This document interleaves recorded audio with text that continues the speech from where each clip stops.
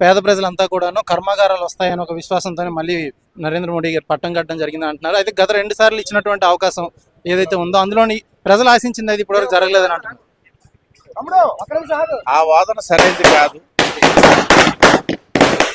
ప్రజలు ఏదైతే ఆశించారో దాన్ని తప్పకుండా చేశారు కాబట్టి ఇవాళ ఈ రకమైనటువంటి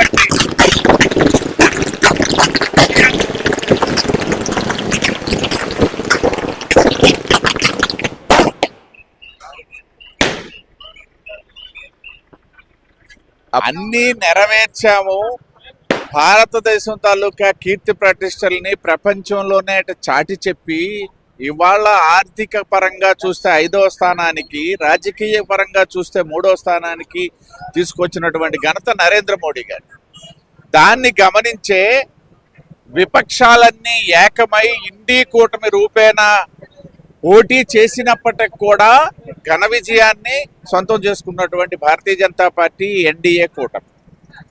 కాబట్టి ఇక్కడ ప్రజలు ఎన్డీఏ కూటమిని తిరస్కరించారు అనడానికి మా వద్ద ఇంకొక 3 కారణాలు ఉన్నాయి. ఒకటి, గతంలో కంటే ఇవాళ ఎన్డీఏ కూటమి కానీ భారతీయ జనతా పార్టీ కానీ సాధించినటువంటి ఓట్ల శాతం ఎక్కువయింది. అదేవిధంగా ఏదైతే ఇండీ కూటమికి సంబంధించి వాళ్ళు చేసినటువంటి దుష్ప్రచారం, ఒకవైపు రాజ్యాంగం మార్చేస్తారని, ఒకవైపు దేశాన్ని ఏదో చేసేస్తారని చెప్పేసి అబద్ధాలు చెప్తూ వచ్చినటువంటి దాన్ని ప్రజలు విశ్వసించలేదనేది మరొక వైపు ఇవాళ రుజువైనటువంటి సందర్భంలో ఖచ్చితంగా నరేంద్ర మోడీ గారు 3వ పర్యాయం 5 సంవత్సరాల పాటు ఈ దేశాన్ని పరిపాలించి ప్రపంచంలోనే 3వ అతిపెద్ద ఆర్థిక సంస్థగా, ఆర్థిక వ్యవస్థగా భారతదేశాన్ని మార్చబోతున్నారు. గత 2 ఎలక్షన్లతో పోల్చుకుంటే కనుక ఈ 3వసారి ఎలక్షన్ కొంచెం మోడీకి కొంచెం కష్టతరమనే అని భావన అయితే ప్రతి ఒక్కరిలో కలిగింది. అసలు ఏంటి అంత కష్టంగా అసలు ఎందుకు జరిగింది? వారణాసిలో పరిస్థితులు ఏర్పడడం గల కారణాలు ఏంటి? ఇక్కడ 2 అంశాలు మనం పరిగణలోకి తీసుకోవాలి. నేను ముందు చెప్పినట్టుగా ఇండీ కూటమి అసహజమైనటువంటి రీతిలో, అంటే ఒక రాష్ట్రంలో కలిసి పోటీ చేశారు, ఇంకో రాష్ట్రంలో విడిగా పోటీ చేశారు. ఆ రకమైనటువంటి అదే ఎన్డీఏ కూటమి తీసుకుంటే అన్ని రాష్ట్రాల్లోనూ ఒకే విధంగా పోటీ చేసినటువంటి సందర్భం. కాబట్టి ఈ నేపథ్యంలో వాళ్ళ ఓట్ల శాతం తగ్గినప్పటికీ నరేంద్ర మోడీ గారికి కానీ, భారతీయ జనతా పార్టీకి కానీ, ఎన్డీఏకి కానీ వచ్చినటువంటి ఓట్లు తగ్గలేదు.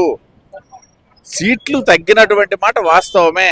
అయినప్పటికీ కూడా స్పష్టమైన మెజారిటీ ఇచ్చారు ఎన్డీఏకి. చూస్తే కనుక ఈసారి మళ్ళా మోడీకి సపోర్ట్ ఇచ్చారు చంద్రబాబు నాయుడు గారు. అయితే ఇందులోనే అసలు ఈసారి అయినా సరే ఆంధ్రప్రదేశ్కి ప్రత్యేక హోదా అనేది ఏమైనా కలిగిస్తుందా, లేకపోతే స్పెషల్ ప్యాకేజ్ అనేది ఏమైనా ఇస్తారనేది మాత్రం ప్రజలంతా కూడా వేచి చూస్తున్నారు. దీనిపైన బీజేపీ తరపుగా మీ పార్టీ తరపు నుంచి ఏమైనా ఎటువంటి సమాచారం కానీ అందింది? అంటే ఇక్కడ 2 విషయాలు మనం గమనించాలా.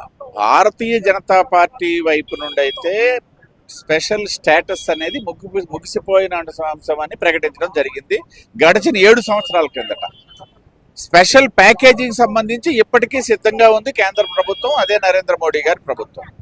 కాబట్టి ఇవాళ దేశంలో ఉన్నటువంటి పరిస్థితుల నేపథ్యంలో Bharatiya Janata party విశ్వసిస్తుంది special status అనేది ఈ రాష్ట్రానికి అవసరం లేదు. స్పెషల్ ప్యాకేజీ ఏదైతే ఆర్థిక పరమైనటువంటి ఇబ్బందులు ఉన్నటువంటి నేపథ్యంలో గడిచిన 5 సంవత్సరాల పాలనలో జరిగినటువంటి విధ్వంస నేపథ్యంలో కూడా మరింత ఇతోధికమైనటువంటి సాయం కేంద్ర ప్రభుత్వం అందించాలన్న దాని మీద భారతీయ జనతా పార్టీకి విశ్వాసం ఉంది.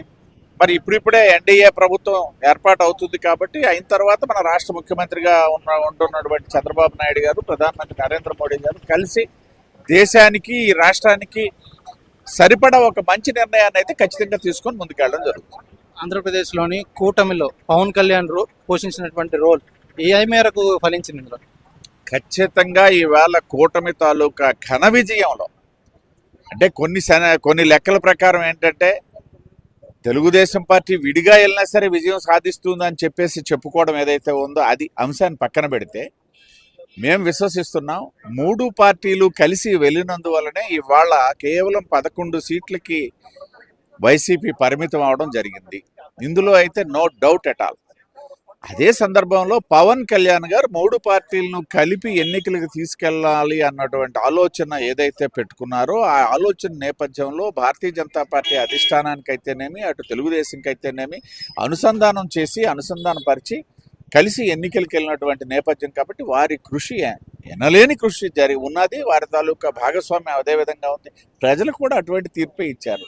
ఏదైతే 100% ఈ దేశంలో ఇద్దరు రాజకీయ నాయకులు ఈవేళ 100% మంది అభ్యర్థుల్ని గెలిపించుకున్నటువంటి ఘనత అయితే అందులో పవన్ కళ్యాణ్ గారు ప్రథములు.